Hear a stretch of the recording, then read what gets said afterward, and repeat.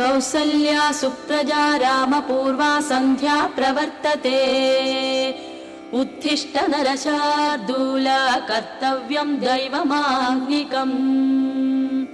కౌసల్యా సుప్రజా రామపూర్వా సంధ్యా ప్రవర్తతే ఉత్తిష్ట నరశార్దూల కర్తవ్యం దైవమాహ్నికం. ఉత్తిష్టోత్తిష్ట.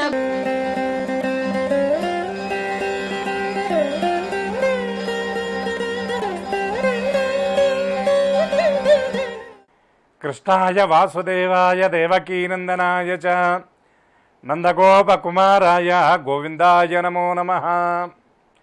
శ్రీ మహాగణాధిపతయే నమః. ఐం మహాసరస్వత్యై నమః. అస్మద్గురుచరణారవిందాభ్యో నమః. నమామి భగవత్పాద శంకరం లోకశంకరం. ప్రతినిత్యం ప్రభాత వేళలో జగద్గురువులు అద్వైత సిద్ధాంత ప్రబోధకులు అయినటువంటి శంకర భగవత్పాదుల వారి జీవిత వైభవ విశేషాన్ని, అద్వైత సిద్ధాంత వైశిష్ట్యాన్ని, అందులో ఉన్నటువంటి సారాన్ని అనేకమైనటువంటి ధార్మికమైనటువంటి విషయాలతో కూర్చి ముత్యపు మాలలో మల్లెపువ్వులను అక్కడక్కడ చేర్చి కర్పూరాన్ని కూడా దానికి అద్దినట్టుగా మరింత పరిమళాన్ని అందించేటట్టుగా మనం శంకర విజయం అనేటటువంటి శీర్షికతో ప్రవచనం చేసుకుంటున్నాం. దీనిలో భాగంగా మనం చెప్పుకుంటున్నటువంటి మాధవీయ విద్యారణ్య శంకర విజయం అంటే మాధవాచార్యులని పేరు కలిగి పూర్వాశ్రమంలో సన్యసించిన తర్వాత విద్యారణ్య స్వామి అని వారిచే విరచించబడినటువంటి శంకర విజయం అనేటటువంటి ఆ గ్రంథాన్ని ఆధారంగా చేసుకొని సాగుతున్నటువంటి ప్రవచనంలో భాగంగా మొత్తం ఇది 16 సర్గలు. ఆ 16 సర్గల్లో 14వ సర్గ అయినటువంటి పద్మపాదాచార్యుల వారి తీర్థయాత్ర విశేషాలను మనం లోగడ భాగాల్లో మనం ప్రవచించుకున్నాం. అదే అంకాన్ని మనం ఇంకా కొనసాగిస్తూ ఉన్నాం. పద్మపాదాచార్యుల వారు క్షేత్రం ఏదైతే ఉన్నదో, రామేశ్వర క్షేత్రం ఏదైతే ఉన్నదో, ఆ రామేశ్వర క్షేత్రాన్ని సందర్శించినప్పుడు జరిగినటువంటి అక్కడ శిష్యులకు రామేశ్వర క్షేత్ర మహాత్యాన్ని చెబుతూ ఉన్నటువంటి సందర్భంలో ఆ ఘట్టాల గురించి వివరిస్తూ అనేకమైనటువంటి ఉదాహరణలు మనం లోగడ భాగాల్లో చెప్పుకున్నాం. ఇప్పటికీ కూడా ఆ రామేశ్వర మహానగరానికి కనుక మనం వెళ్ళినట్లయితే సీత కోసం రాముడు నిర్మించినటువంటి ఆ సేతువుని మనం చూడవచ్చు. ఇవాళ మన వాళ్ళు పాశ్చాత్య పోకడతో ఎవరో పేరుతో, ఏ వ్యాలంటైన్ అని విదేశీయుడి పేరుతో ప్రేమికుల దినోత్సవాన్ని జరుపుకుంటూ ఉంటారు. కానీ మన భారతదేశంలో, మన ధర్మంలో చెప్పినటువంటి విషయాలు విదేశాల్లో ఎక్కడా కనపడవు. ప్రేమ జంట గురించి చెప్పాలంటే మామూలు పాశ్చాత్య దేశాల్లో వాళ్ళు చెప్పేటటువంటి ఎంగిలి ప్రేమల గురించి కాకుండా పవిత్రమైనటువంటి ప్రేమ గురించి చెప్పాలంటే మన రామాయణ భారతాలలో అనేకమైనటువంటి విషయాలు, కావ్యాల్లో కూడా అనేకమైనటువంటి ఘట్టాల గురించి, అనేక మంది గురించి మనం చెప్పుకోవచ్చు. ప్రేమ గురించి చెప్పాలంటే ఒక రాధాకృష్ణుల గురించి చెప్పచ్చు, ఒక రుక్మిణీ కృష్ణుల గురించి చెప్పచ్చు, అందరికంటే కూడా గొప్పగా సీతారాముల గురించి కూడా చెప్పచ్చు. ఇవాళ ప్రేమకు చిహ్నంగా తాజ్మహల్ అనేటటువంటి ఒక కట్టడాన్ని మనందరం కూడా భారతదేశంలో చూపిస్తూ ఉంటారు, భారతదేశానికి ఒక ఐకాన్ లాగా. కానీ నిజమైనటువంటి ప్రేమకి చిహ్నంగా చూపించాలి అంటే రామసేతు అనేదాన్ని చూపించాలి. లోగడ భాగాల్లో కూడా మనం చెప్పుకున్నాం, రాముడు లేడు, రామాయణం లేదు అన్నటువంటి వాళ్ళందరి నోరు మూయించడానికి ఆ పరిశోధన, అంతరిక్ష పరిశోధన చేసేటటువంటి నాసా వాళ్ళు రామసేతు అనేది ఉన్నది అని వాళ్ళు ఆధారాలతో సహా నిరూపించారు. ఆ రామసేతువే నిజమైనటువంటి ప్రేమకి చిహ్నంగా మనం చెప్పుకోవాలి. ఇప్పటికి కూడా ఇక్కడ ఎవరికైనా వివాహం జరిగేటప్పుడు ఆ దంపతుల్ని పెద్దలు వచ్చి ఆశీర్వదిస్తూ సీతారాముల్లాగా కలకాలం వర్ధిల్లండి అంటారు. నేను ఒక చోట ఇట్లాగే ఒక వివాహంలో వ్యాఖ్యానం చేస్తూ సీతారాముల్లాగా వర్ధిల్లాలి అన్నప్పుడు ఒకరు వచ్చి అడిగారు నన్ను, ఏమండి సీతారాముల్లాగా వర్ధిల్లమంటున్నారు మీరు, సీతారాములు అసలు ఆనందంగా ఎప్పుడున్నారండి? ఆ ఉన్నంతకాలం కూడా ఆవిడ ఎక్కువ కాలం ఆవిడ ఆ లంకలో ఉన్నది, ఈయన అరణ్యంలో ఉన్నాడు. మరి అక్కడి నుండి వచ్చిన తర్వాత అయోధ్యకు వచ్చిన తర్వాత ఎవరో ఏదో ఆ రాజకీయంలో అన్నారని చెప్పి ఆవిడని తీసుకెళ్ళి మళ్ళీ అడవిలో వదిలిపెట్టారు. ఆ నిండు గర్భిణి అయినటువంటి ఆవిడ అడవిలో వదిలిపెడితే పాపం ఆ వాల్మీకి మహాముని ఆశ్రయించి అక్కడ 2 పిల్లల్ని ప్రసవించి ఆ పిల్లల్ని పెంచి పెద్ద చేసి నానా కష్టాలు అనుభవించింది కదా. సీతారాములు అన్యోన్యంగా ఎక్కడున్నారండి, దంపతులను అలా ఉండమంటారేమిటి అని ఆ ప్రశ్న అడిగారు. అంతేకాకుండా ఇక్కడ ఇంకొక విషయం కూడా ఉన్నది. ఎక్కడ ఎవరి పెళ్లికి శుభలేఖ వేసినా సీతారాములకు సంబంధించినటువంటి శ్లోకం రాస్తారు పైన. కొన్ని చోట్లయితే ఆ శ్రీరామపత్ని జనకస్య పుత్రి సీతాంగనా సుందర కోమలాంగి శ్రీ విష్ణుపత్ని భువనైకమాత వధూవరాభ్యామని ఒక శ్లోకం, కొంతమంది జానక్యా కమలామలాంజలిపుటేయాహ అని వాళ్ళ యొక్క వివాహ సందర్భంలోనే అద్భుతమైనటువంటి ఆ దృశ్యాన్ని ఆవిష్కరించినటువంటి శ్లోకాన్ని వేస్తారు. నడిచే దేవుడిగా పేరుగాంచినటువంటి మహానుభావులు, ప్రాతస్మరణీయులు, నిత్యవందనీయులైనటువంటి ఆ పరమాచార్య స్వామి వారు, చంద్రశేఖర సరస్వతి స్వామి వారి దగ్గర కూడా ఎవరైనా వెళ్ళి శుభలేఖను అందించినప్పుడు ఆ సీతారాముల యొక్క ముద్ర ఉన్నదా లేదా అని గమనించి సీతారాముల ముద్ర ఉంటేనే ఆయన ఆ శుభలేఖను చూచేవారట. ఎందుకంటే నిజమైనటువంటి దాంపత్యానికి, ఆదర్శమైనటువంటి జీవనానికి సీతారాములే ఉదాహరణ. నన్ను ఒక ప్రశ్న అడిగారని చెప్పాను, దానికి నేను చెప్పిన సమాధానం ఒక్కటే. సీతారాములకు అన్ని కష్టాలు వచ్చినప్పటికీ కూడా, వాళ్ళు ఆ వియోగం ఏర్పడ్డప్పటికీ కూడా లంకకి వెళ్ళినటువంటి ఆ సీతాదేవి రావణుడి యొక్క సౌందర్యానికి ముగ్ధురాలి రావణుడిని వరిస్తే అసలు వారధి కట్టే పనే లేదు, యుద్ధమే లేదు. ఇంకొకటి, రాముడు కూడా, రాముడి యొక్క సౌందర్యం గురించి కూడా మనం లోగడ భాగాల్లో చెప్పుకున్నాం. పుంసాం మోహన రూపాయ అంటారు ఆయన్ని. పురుషులు సైతం ఆయన చూసి మోహాన్ని పొందేటటువంటి వాళ్ళట. అంత సౌందర్యవంతమైనటువంటి రాముడు సీతని కాదు అనుకుంటే ఆయన్ని వివాహం చేసుకుంటానికి ఎంతోమంది వరుసలో నిలబడేవాళ్ళు. కానీ అన్ని కష్టాలు వచ్చినా, అన్ని ఇబ్బందులు వచ్చినా, అన్ని పరీక్షల్ని కూడా ఎదుర్కొని వాళ్ళిద్దరూ శారీరకంగా దూరంగా ఉన్నప్పటికీ కూడా సీత మనస్సులో రాముడు, రాముడి యొక్క హృదయంలో సీత పదిలంగా ఉన్నారు. కాబట్టి నాటికి నేటికి ఏనాటికైనా రామాయణం అనేది ఆదర్శంగా ఉన్నది. కొన్ని వేల సంవత్సరాలైనప్పటికీ కూడా, లక్షల సంవత్సరాలైనప్పటికీ కూడా నేటికి కూడా మనం రామాయణాన్ని ఇంకా చెప్పుకుంటూనే ఉన్నాం. అది సీతారాముల యొక్క ఆదర్శమైనటువంటి జీవనానికి ఇది ఉదాహరణ. అంతేకాకుండా రామసేతు అనేది వాళ్ళ ఇద్దరి యొక్క పవిత్రమైనటువంటి ప్రేమకి చిహ్నం. చూడండి, మన పురాణాల గురించి, కావ్యాల గురించి మనం ఇవాళ గమనించినట్లయితే అనేకమైనటువంటి ఆ అంతర్లీనంగా సందేశాలు మనకి అందుతాయి.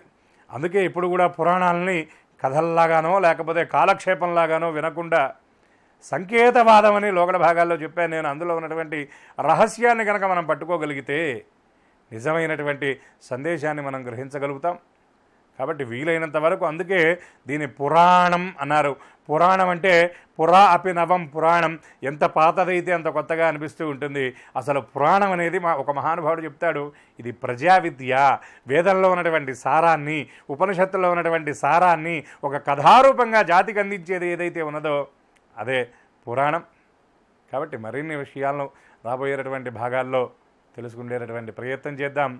నమామి భగవత్పాద శంకరం లోకశంకరం. స్వస్తి సర్వేషాం.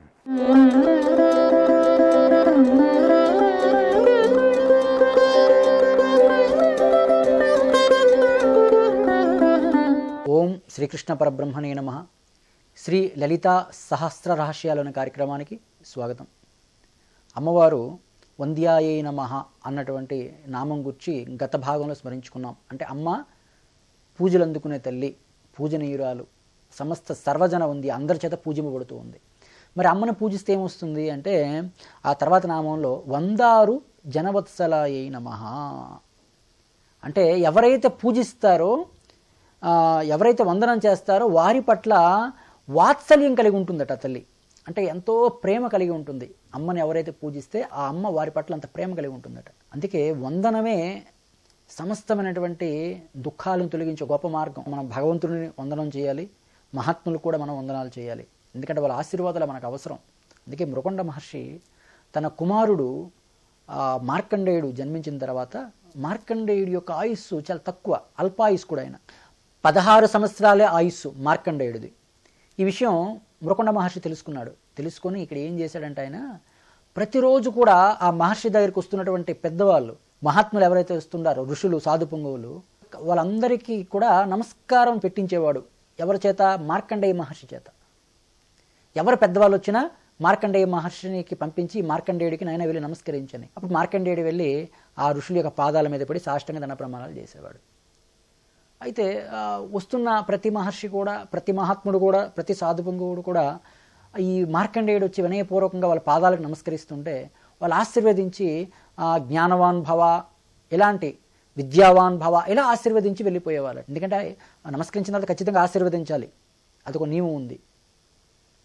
అలా ఆశీర్వదించి వెళ్ళిపోయేవాళ్ళు. కానీ మృకుండ మహర్షిలో ఉన్నటువంటి కోరిక ఏంటంటే, ఇంతమందిలో ఎవరైనా ఒక్కడైనా సరే దీర్ఘాయుష్మాన్ భవ అని ఆశీర్వదించడా? కాబట్టి ఎవరైనా సరే దీర్ఘాయుష్మాన్ భవ అని ఆశీర్వదిస్తే అప్పుడు నా కొడుకు ఆయుష్మంతుడు అవుతాడు కదా, ఎందుకంటే నా కొడుక్కి 16 ఏళ్లే కదా ఆయుస్తుంది, కానీ ఆ మహాత్ముల ఆశీర్వాదం చేత ఆయుష్వంతుడు అవుతాడు అని చెప్పి ఆ ఉద్దేశంతో మృకుండ మహర్షి వాళ్ళ ఆశ్రమానికి గృహానికి వస్తున్న ప్రతి మహాత్ముడికి కూడా మార్కండేయ మహర్షి చేత నమస్కారం పెట్టించేవాడట.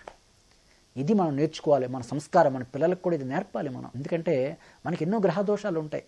ఇప్పుడు కొంతమందికి జాతకాలు కూడా లేవు, జాతకాలు లేనటువంటి వాళ్ళకి ఏ గ్రహ దోషం ఉందో తెలియదు. ఒకవేళ దోషాలు ఉన్నాయని తెలిసింది, ఏం చేయాలి అంటే మనం ఎప్పుడు కూడా దేవతా దర్శనాలు చేస్తూ ఉండాలి. అంతేకాకుండా మన ఇంటికి వచ్చినటువంటి పెద్దలకు ఎప్పుడు నమస్కరిస్తూ ఉండాలి.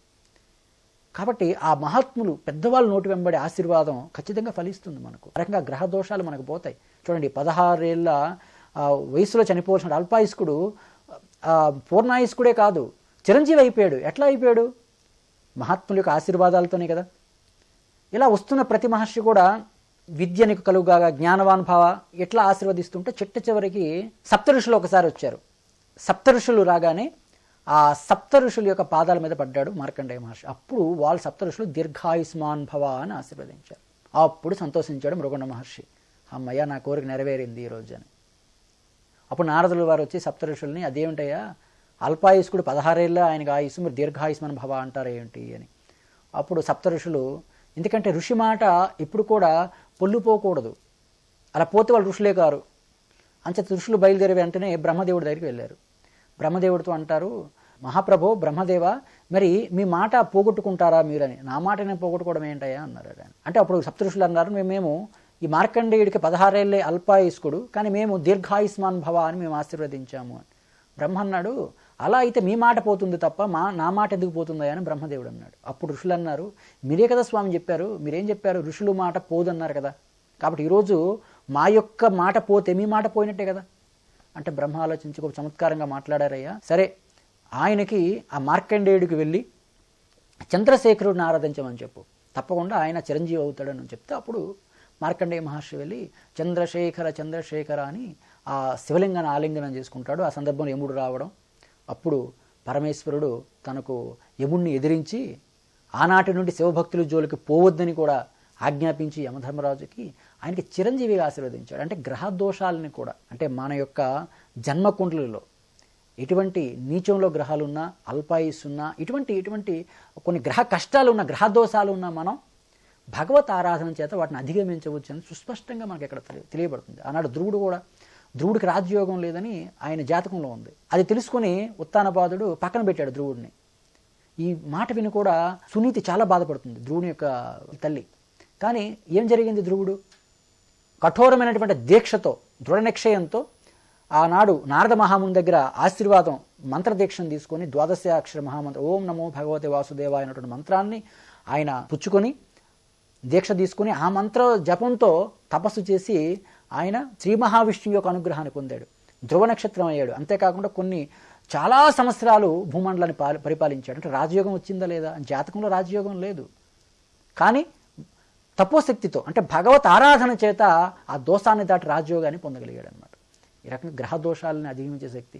నా గ్రహంలో ఈ కుజదోషం ఉందో, లేకపోతే కాలసర్ప దోషం ఉందో భయపడాల్సిన అవసరం లేదు. వాటిని అధిగమించాలి అనుకుంటే మనం దైవాన్ని ఆరాధించాలి. ఎందుకంటే ప్రతి గ్రహానికి ఒక అధిష్టాన దేవత ఉంటాడు. ఆ గ్రహ అధిష్టాన దేవతను మనం ఆరాధిస్తే ఆ గ్రహ శాంతి అవుతుంది. ఆ ప్రతికూలమైన గ్రహాలు మీకు అనుకూలమయ్యే అవకాశం ఉందనేది కూడా మనకు అడుగడుగున పురాణాలు మనకు దర్శనమిస్తుంది అన్నమాట. ఇంకా తదుపరి నామాలతో మరలా కలుద్దాం. హరి ఓం తత్సత్.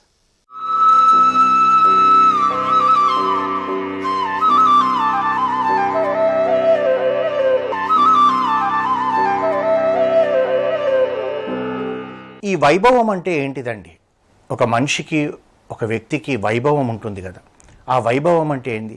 వైభవం అంటేనే లక్ష్మి. అంటే అమ్మవారు ఏమన్నది, నీ లక్ష్మి పోతుందన్నాడు. అంటే వైభవం దేనివల్ల వస్తుంది? ఓ వ్యక్తికి ధనంతో కూడుకొని రావచ్చు, పెద్ద ధనవంతుడు అనుకోండి, అతనికి వైభవం ఉంటుంది. ఒక వ్యక్తికి విద్య వల్ల రావచ్చు, అతని వైభవం అంతా ఏంటిది? ఆ సరస్వతి ఉండడం వల్లనే. ఒక వ్యక్తికి వైభవం ఉంటుంది, అధికారం వల్ల ఉంటుంది. అధికారం అంటే ఏంటి? ఇవన్నీ కూడా ఆకరణ వెళ్ళి మనం చూసేటప్పటికి ఈ వైభవం అంటే ఏంటిదని తవ్వుతూ చూసేటప్పటికి మనకు అక్కడ లక్ష్మీదేవి ఉంటుంది. విద్య అనుకుందాం, సరస్వతీదేవి ఉంటుంది అనుకుంటాం. విద్య ఉన్నవాడు ఏమవుతుంది, ఒక గొప్ప ఉద్యోగం వస్తుంది. ఆ గొప్ప ఉద్యోగం వచ్చినప్పుడు ఏమవుతుంది, అతనికి ఎన్నులేని సంపద ఉంటుంది. మనం ఈ రోజులలో చూస్తుంటాం, గూగుల్కున్న CEO అతనికి 300 కోట్ల రూపాయల జీతం అంట. అంటే అతనికి విద్యతో కూడుకొని అతను అంతగా ఎదిగాడంటే అతని సంపద సంవత్సరానికి 300 కోట్లు మన ఇండియన్ రూపీలో అంటే మరి అతని లక్ష్మీదేవి వైభవమే కదా. అంటే ఆ వైభవం ఎప్పుడు ఉంటుంది, లక్ష్మీ అమ్మవారు మన మీద కరుణ చూపినప్పుడే వైభవం ఉంటుంది. ఎప్పుడైతే లక్ష్మీ అమ్మవారు కరుణ చూపారో నీ వైభవం పోతుందన్నారనుకోండి, అంటే వాడు ఏమిటిది, అప్పుడు దరిద్ర దేవత తాండవిస్తుందంటారే అతని తలపైన, ఆ దరిద్ర దేవత తాండవించిందనుకోండి, అప్పుడు అతని పరిస్థితి ఏముంటుంది, విద్య ఉన్నా ఉద్యోగం రాదు, ఉద్యోగం వచ్చినా కానీ అతను అనుకున్నంత జీతం రాకపోవచ్చు, అధికారం ఉండకపోవచ్చు, సంపద ఉండకపోవచ్చు, ఏదీ ఉండదు. అంటే అతను దేనికి పనికి రాకుండా పోతాడు. అందులోకి వాళ్ళకి అహం ఎంత పెరిగిపోయింది జయ విజయుల కంటే, మేమే స్వామికి కాపలా. అంటే మనం కూడా ఈ మధ్యలో కలెక్టర్ ఉన్నాడు అనుకోండి, జిల్లా కలెక్టర్ ఎంత మంచివాడైనా కానీ అతని యొక్క ద్వారమవతలు ఉండే బంట్రోతు జిల్లా కలెక్టర్ కన్నా ఎక్కువ కూడా మనతో ప్రవర్తిస్తుంటాడు. మనందరికీ తెలిసిందే. మనం వెళ్ళి సార్ను కలవాలండి అంటే మీరు అక్కడ కూర్చోండి, సార్ బిజీలో ఉన్నాడంటాడు. నిజంగా సార్ లోపల బిజీ ఉన్నాడో లేదో తెలియదు, కానీ వీడి ప్రవర్తన అలా ఉంటుంది. పోనీ మనము చీటీ పైన రాసి ఇవ్వడమో విజిటింగ్ కార్డు లాంటిది ఇచ్చినా కానీ వాడు వెంటనే పోయి ఇవ్వడు. వాడి యొక్క గొప్పతనం చూపెట్టుకోవడానికి సరేనండి నేను ఇచ్చాను చూడలేదంటాడు కూడా. వాడి పాకెట్లోనే ఉంటుంది. నిజంగా చెప్పాలంటే అట్లాంటి సమయంలో వీడిని మనం 4 సార్లు అడగాలి. అయ్యా ఒక్కసారి అడగయ్యా, ఒకసారి చెప్పండి, మేము వచ్చామని చెప్పండి. చెప్తామండి, కూర్చోండి మీరు అక్కడ అని వాడు పెద్దగా విసుక్కుంటాడు. లోపలికి వెళ్ళిన తర్వాత అంటే ఆ తర్వాత వాడు ఎప్పుడో ఆ కార్డు ఇస్తాడు, ఆ కార్డో పేపరో చూసుకున్నాక ఆ జిల్లా కలెక్టర్ మనని లోపలికి పిలిస్తే అతను విద్యతోటి కూడుకున్న నమ్రతతో కూడుకున్న వ్యక్తి, మంచి వ్యక్తి అయినా కానీ అతను ఎంత మర్యాదగా మాట్లాడితే మనకు అనిపిస్తుంది ఈ వ్యక్తి అయినా మనల్ని 4 గంటల నుంచి నిరీక్షింపజేసుకున్నాడు అని అనిపిస్తుంది. కానీ ఆ ద్వారం దగ్గరున్న వాడి యొక్క అహంతో మనల్ని కూడా ఆ విధంగానే చేస్తారు మన దైనందిక జీవితాలలో. అదేవిధంగా శ్రీమన్నారాయణుడికి ఎవరి మీద అహం చూపెడతాడండి, తన దగ్గరకు వచ్చే భక్తుల మీద అహం చూపెడతాడా, తన భార్య అయిన లక్ష్మీదేవి మీద అహం చూపెడతాడా? కానీ వీళ్ళ యొక్క మూర్ఖత్వంతో వాళ్ళ వైభవం పోయింది. మరి వైభవం పోతే ఏముంటుంది, ఒక్క నిమిషం మనం ఇంతకుముందు అనుకుంటున్నట్టుగా అన్ని దరిద్ర తాండవం చేస్తుంది, అహంతో పెరిగిపోయి ఉంటుంది. ఈ విధంగా ఆ లక్ష్మీ వైభవం పోయిన వెంటనే వాళ్ళకేమైందంటే అమ్మవారి అనుగ్రహం పోయింది. తల్లి అనుగ్రహం ఉంటేనే కదా తండ్రి మన మీద ప్రేమ చూపెడతాడు. మనమే ఉన్నామనుకోండి, ఆ శ్రీ మహావిష్ణువు కూడా వీళ్ళ మీద ప్రేమ చూపెట్టాలంటే ఆ లక్ష్మీదేవి అనుగ్రహమే ఉండాలి.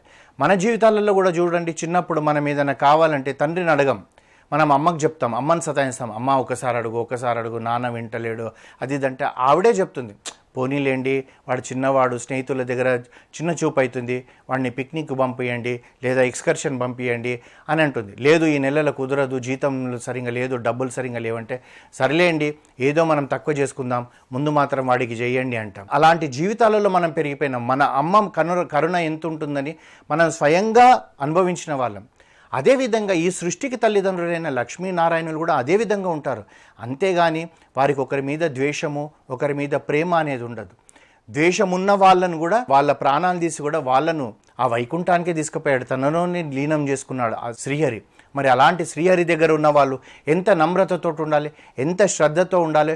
వచ్చే వాళ్ళు ఎందుకు వస్తున్నారు, మా స్వామి దగ్గరకు వస్తున్నారండి, వీళ్ళు పాపం వాళ్ళు ఏదో కోరికతో వస్తున్నారో లేదా వాళ్ళు మా స్వామి దర్శనం కొరకు వస్తున్నారో, అలాంటప్పుడు మేము వాళ్ళతో నమ్రతగా ఉండి ఒకవేళ స్వామి విశ్రాంతి తీసుకుంటున్నా కానీ అయ్యా మీరు ఇక్కడ కొద్దిసేపు ఉండండి, మీరు ఈ మాదిరిగా మాట్లాడడం వదిలేసి మమ్మల్ని మించిన వాళ్ళు లేరని జయ విజయులకు పిచ్చి హాం పెరిగిపోయి ఆఖరికి అమ్మాయిన లక్ష్మీదేవిని అనేటప్పటికీ మీ వైభవం అంతా పోతుంది అనేటప్పటికీ వాళ్ళు ఎలా అయిపోయారంటే ఆమె మీ లక్ష్మి తొలగిపోవుగాక అన్నది. దానికి ఒక కారణం రావాలి, దాని కొరకే అంటే లక్ష్మి వెళ్ళిపోయిన తర్వాత వాళ్ళు ఏ విధంగా బ్రతకాలి, దానికి ఒక కారణం కావాలి.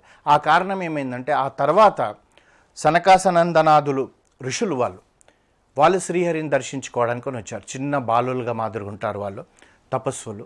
వాళ్ళు ఒక గొప్ప వాళ్ళు వస్తున్నారంటే సాక్షాత్తు త్రిమూర్తులు వచ్చినట్టే. వాళ్ళందరూ వచ్చి కూడా ఏం చేశారంటే వాళ్ళు అక్కడ శ్రీహరిని దర్శించుకోవడానికని పోయారు. మహాజ్ఞానులు వారు అయితే ఎప్పుడు భగవంతున్నే చూస్తారో భగవద్జ్ఞానమే ఉంటుంది, వాళ్ళ లోపల ఇంకొకటి ఏమీ ఉండదు. ఆ విధంగా శ్రీ మహావిష్ణు దర్శనానికి వచ్చేటప్పటికి ఎప్పుడైతే ఈ జయ విజయులకు లక్ష్మీదేవి శాపం పెట్టిందో వాళ్ళ బుద్ధి ఇంకా తప్పిపోయింది. అహానికి తగ్గట్టు ఇప్పుడు ఇంకా పెరిగిపోయింది. ఎందుకంటే కొన్నిసార్లు మనం చూస్తాం, అన్నీ సక్రమంగా జరుగుతున్నప్పుడు మనిషి చాలా నమ్రతతో ఉంటాడు. కొందరు అసలు కొందరికి ఏదన్నా సంపద వచ్చిపోయింది అనుకోండి, వాళ్ళు కోపంతో పిచ్చిగా విర్రవీగుతూ నోటికి వచ్చినట్టు మాటలని ఆ దేవుణ్ణి తిట్టడము, పెద్దలను తిట్టడం, సత్సంగం అనేది లేకుండా పోవడము, ఈ విధంగా ప్రవర్తిస్తుంటారు. మనం ఎంతోమందిని చూస్తుంటాం. ఏముందండి, ఎన్నిసార్లు నేను గుడికి పోయాను, ఎన్నిసార్లు ప్రదక్షిణలు చేశాను, నాకేమి ఇచ్చాడు దేవుడు, ఇలాంటి మాటలు మాట్లాడే వాళ్ళు ఉంటారు. ఎవరైనా ఎతిగనబడ్డాడనుకో, ఈ సన్యాసులకు ఏం పని లేదు, వీళ్ళు ఇలాగే అడుక్కుంటుంటారు అని చెప్పి అంటారు. అంటే వాళ్ళ లోపల ఆ వైభవం పోయేటప్పటికి లక్ష్మీ, సరస్వతి, శక్తి అయిన పార్వతి ముగ్గురు వెళ్ళిపోతారు. ఆ వెళ్ళిపోతున్న సమయంలో ఇంకా వాళ్ళ అహంకారానికి హద్దు అంటూ ఉండదు. ఆ విధంగా ఈ జయవిజులు సనకాసనందనాదులు వచ్చేటప్పటికి వాళ్ళని అడ్డగించేసిండ్రు. మీరు ఆగండి, మీరు వెళ్ళకూడదు స్వామి లోపలికి అని చెప్పేసి. వారు ఏమన్నారంటే, ఏమయ్యా మీరు మమ్మల్ని ఆపడమేంది, మాకు శ్రీ మహావిష్ణువుకు అరిమరికలు లేనే లేవు, మేము ఎప్పుడంటే అప్పుడు వెళ్తాము, ఎప్పుడంటే అప్పుడు వస్తాము, ఎప్పుడు వెళ్ళి దర్శనం చేసుకునే వాళ్ళం, మేము లోపలికి వెళ్ళడానికి అనుమతి ఎందుకు, మేము ఆయన కోసం ఎదురు చూస్తాము, ఆయన మా కోసం ఎదురు చూస్తారు, స్వేచ్ఛగా వెళ్ళవచ్చు, అడ్డకండి అంటే మా అనుమతి ఉండాల్సిందే, మీరు వెళ్ళాల్సిన సమయమే లేదన్నారు.